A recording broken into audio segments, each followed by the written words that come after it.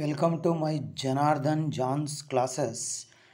Project management skills, subject continuations, old question paper questions. December 2023 8th A question ಕೊಟ್ಟಿದ್ದಾನೆ ನೋಡಿ.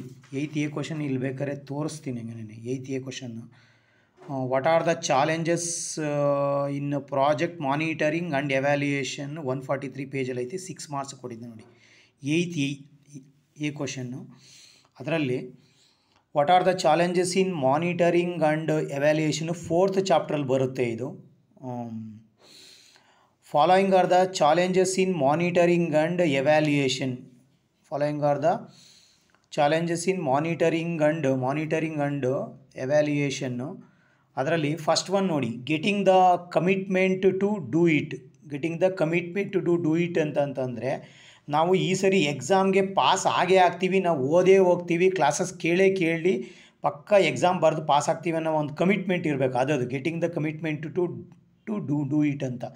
Second one, establishing the baseline at the beginning of the project. ಅಂದರೆ starting of the ಪ್ರಾಜೆಕ್ಟಲ್ಲೇ ಒಂದು base line ಹಾಕ್ಕೋಬೇಕಂದ್ರೆ ನಾವು ಇಂತಿಂಥ ಮಂತ್ಗೆ ಇಷ್ಟಿಷ್ಟು ಚಾಪ್ಟರ್ನ classes ಮುಗಿಸ್ತೀವಿ. First ಮಂತಲ್ಲಿ ಇಷ್ಟು ಮುಗಿಸ್ತೀವಿ, ಸೆಕೆಂಡ್ ಮಂತಲ್ಲಿ ಫಸ್ಟ್ ಮಂತಲ್ಲಿ 2 ಚಾಪ್ಟರ್ ಮುಗಿಸ್ತೀವಿ, ಸೆಕೆಂಡ್ ಮಂತಲ್ಲಿ 2 ಚಾಪ್ಟರ್ ಮುಗಿಸ್ತೀವಿ, 3ನೇ ಮಂತಲ್ಲಿ 2 ಚಾಪ್ಟರ್ ಮುಗಿಸ್ತೀವಿ ಅಂತ. Establishing the baseline at the beginning of the project. ಮೂರನೇದು, identification of the realistic quantitative and qualitative indicators ಅಂತ. ಏನೋ ರಿಯಲಿಸ್ಟಿಕ್ ಕ್ವಾಲಿಟೇಟಿವ್ ಅಂತಂದರೆ ರಿಯಲ್ಲಾಗಿರೋ ಅಂಥ ನಂಬರ್ಸ್ ಕ್ವಾಂಟಿಟೇಟಿವ್ ಅಂತ. ಕ್ವಾಲಿಟೇಟಿವ್ ಅಂದರೆ ಅದರ ಪ್ರಾಜೆಕ್ಟು ಅಥವಾ ಪ್ರಾಡಕ್ಟನ್ನು ಕ್ವಾಲಿಟಿ ಅದು ಇಂಡಿಕೇಷನ್ನು ಆಗ್ತಾ ಇರಬೇಕು. ಅದು ಚಾಲೆಂಜಿಂಗ್ ಆಗಿರುತ್ತೆ. 4th ಪಾಯಿಂಟ್ ನೋಡಿ, determining the time to do it and sticking on to it ಅಂತಂದರೆ ಟೈಮು. ಅಂದರೆ ಇವಾಗ ನಾನು ನೋಡಿ, ಇವಾಗ ಎಕ್ಸಾಮು ಪ್ರಾಜೆಕ್ಟ್ ಮ್ಯಾನೇಜ್ಮೆಂಟು 22 ಇದೆಯಾ ಅಥವಾ 24 ಇದೆಯಾ ಅಥವಾ 27 ಇದೆಯಾ ನನಗಂತೂ ಗೊತ್ತಿಲ್ಲ, ನೀವೇ ಚೆಕ್ ಮಾಡ್ಕೊಳ್ಳಿ. ಸಾಮಾನ್ಯಕ್ಕೆ 24 ಇರಬೇಕು ಅಂತ ಅಂದ್ಕೊಳ್ತೀನಿ.